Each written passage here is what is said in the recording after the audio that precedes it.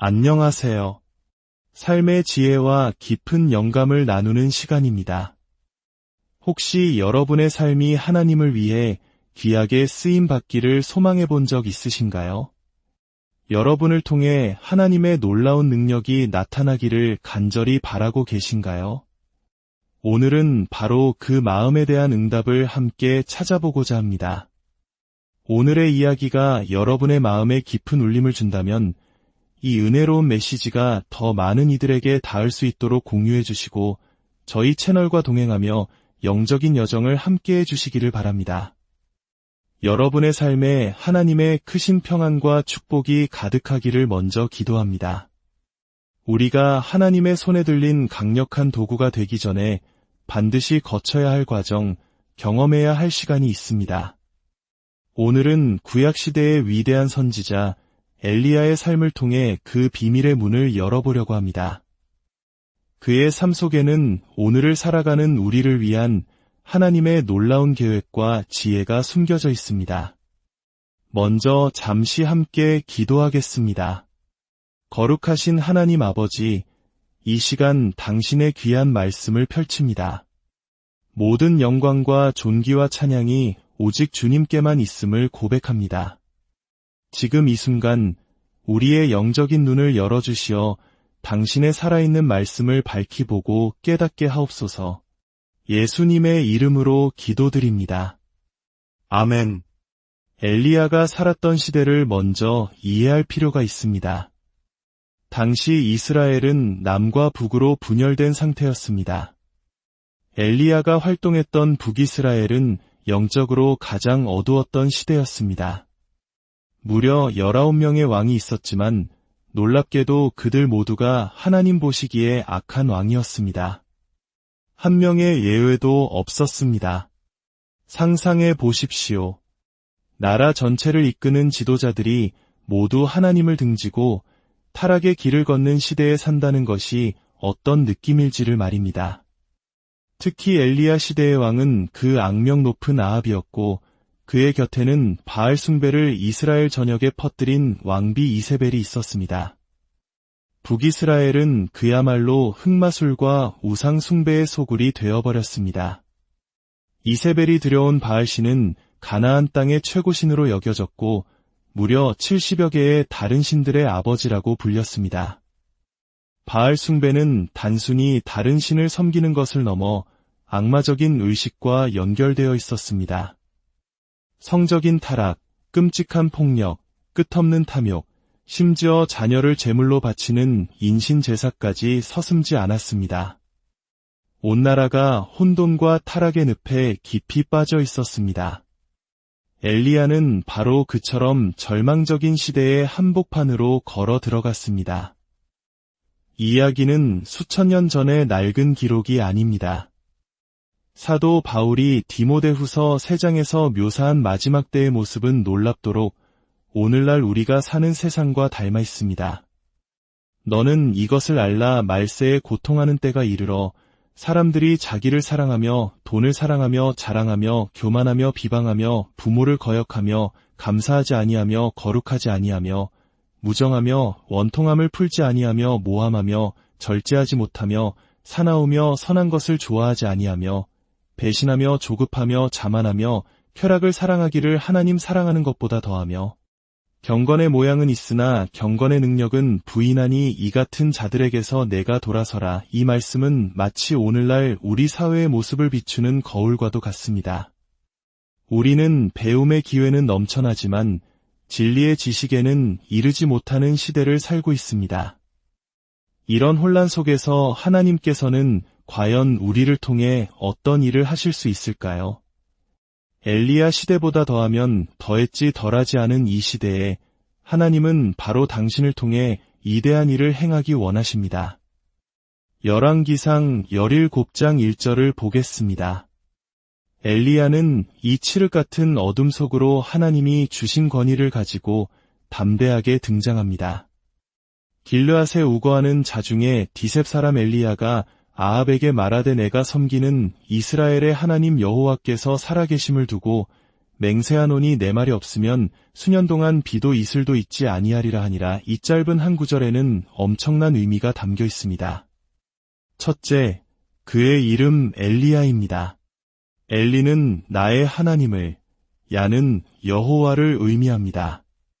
즉, 그의 이름 자체가 나의 하나님은 여호와이시라 라는 강력한 신앙 고백입니다. 그는 온 나라가 바알을 신으로 섬길 때 자신의 존재 자체로 오직 여호와만이 참 하나님이시다 라고 외치고 있는 것입니다. 둘째, 성경은 엘리야의 가문, 배경, 학력, 어린 시절에 대해 거의 아무것도 말해주지 않습니다. 그가 길르앗 출신의 선지자라는 사실 외에는 알려진 바가 없습니다. 여기에는 중요한 메시지가 있습니다. 하나님께서는 우리의 과거, 가문의 명성, 사회적 지위나 학력에 의존하는 사람을 찾지 않으십니다. 하나님은 과거에 얽매이지 않고 하나님 안에서 자신의 운명, 즉 소명을 발견한 사람을 들어 쓰십니다. 만약 당신이 하나님께 쓰임받기를 원한다면 가장 먼저 이것을 마음에 새겨야 합니다. 나의 하나님은 오직 여호와이십니다. 그리고 두 번째로 나의 소명과 운명은 오직 하나님 안에 있습니다.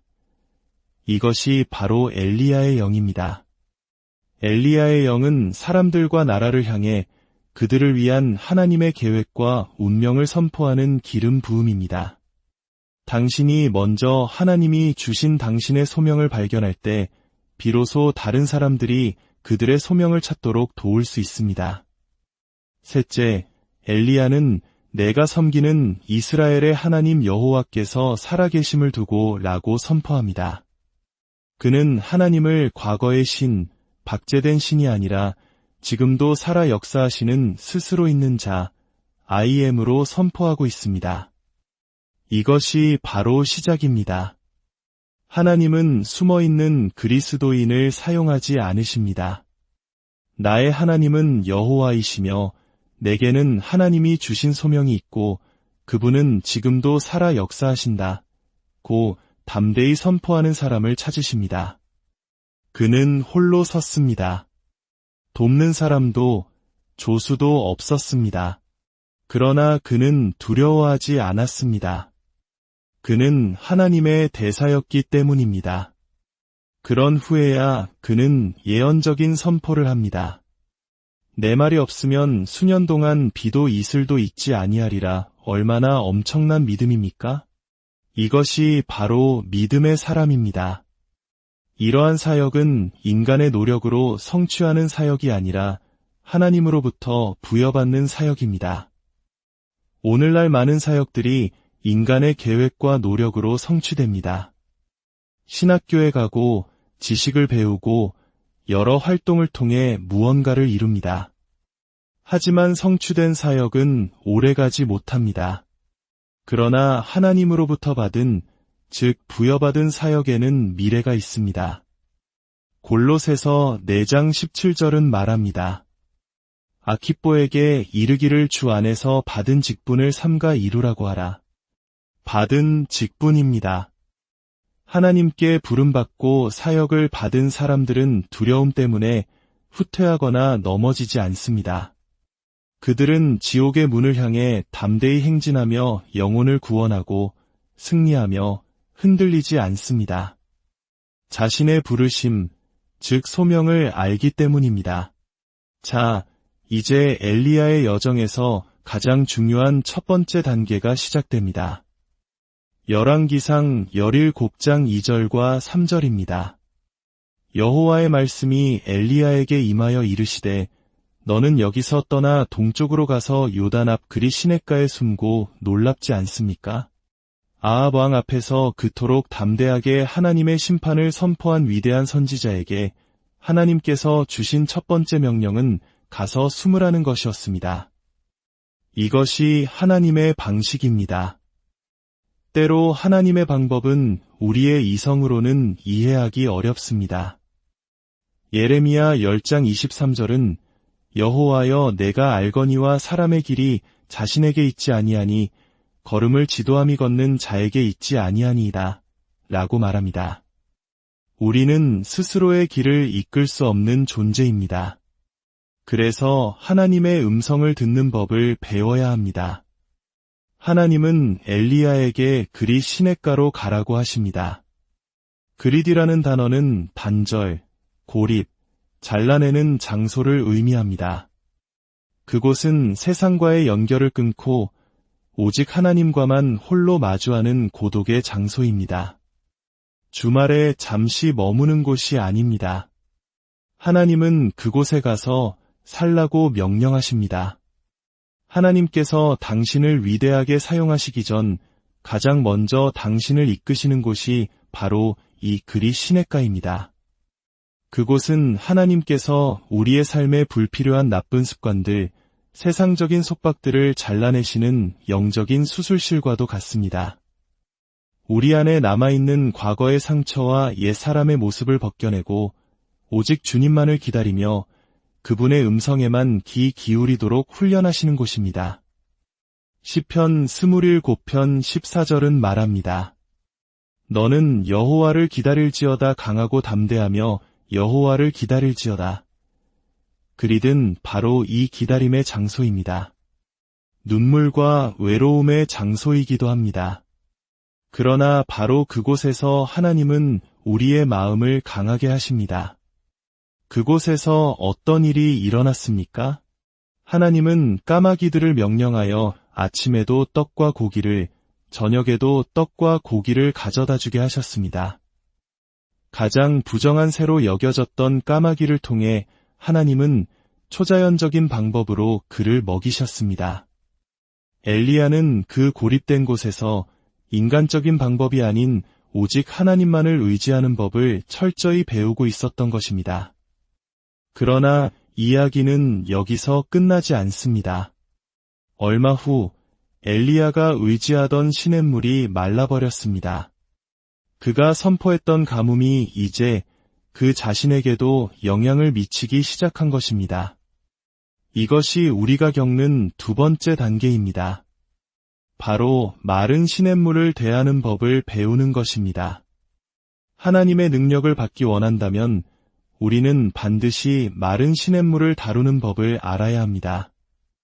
매일 아침 까마귀가 음식을 가져다주고 시원한 물이 흐르던 곳, 어쩌면 엘리야는 그곳이 자신의 최종 목적지라고 생각했을지도 모릅니다.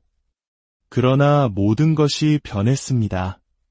그리 시냇가는 시작점이었을 뿐 그의 운명을 위한 종착역이 아니었습니다. 하나님은 시냇물이 마르는 것을 허락하심으로써 엘리야가 이제 다음 장소로 이동해야 할 때임을 알려주셨습니다. 우리의 소명과 운명에 있어 장소와 타이밍은 매우 중요합니다. 영적인 타이밍은 추수의 열쇠와도 같습니다. 우리의 삶에도 이런 마른 시냇물의 순간이 찾아옵니다. 잘 되어가던 일이 막히고 의지하던 것들이 사라지고 모든 것이 변하는 순간 말입니다. 그때 우리는 어떻게 해야 할까요? 과거의 방식에 머물러 마른 시냇가만 바라보며 원망하고 있어서는 안 됩니다. 변화가 찾아왔을 때 우리는 하나님의 다음 음성을 구하며 움직일 준비를 해야 합니다. 엘리야의 여정은 그리 시냇가에서 멈추지 않았습니다. 하나님은 그를 또 다른 장소, 또 다른 만남으로 이끄셨고 그 과정을 통해 그는 마침내 갈멜산 위에서 850명의 거짓 선지자들과 맞서 싸워 하나님의 살아계심을 증명하는 위대한 선지자로 세워졌습니다. 사랑하는 여러분, 오늘 엘리야의 이야기는 바로 당신의 이야기입니다. 하나님께서는 당신을 사용하기 원하십니다. 그래서 때로는 당신을 그리 시냇가라는 고독의 시간으로 부르실 것입니다. 그곳에서 세상의 소리를 잠재우고 당신의 내면을 다듬으실 것입니다. 그리고 언젠가 당신의 시냇물이 마르는 순간이 찾아올 때 두려워하지 마십시오. 그것은 끝이 아니라 하나님께서 당신을 더 넓은 사역의 장으로 이끄시는 신호입니다. 주님, 이 말씀을 듣는 모든 이들을 축복하여 주시옵소서. 이들의 삶을 당신의 영광을 위해 사용하여 주옵소서. 각자의 삶에 있는 그리 시냇가에서 주님을 깊이 만나게 하시고 마른 시냇물 앞에서 좌절하지 않고 다음 걸음을 인도하시는 주님의 음성을 듣는 지혜를 허락하여 주옵소서. 여러분의 삶이 바로 하나님께서 사용하시는 위대한 도구가 되기를 예수님의 이름으로 간절히 기도합니다.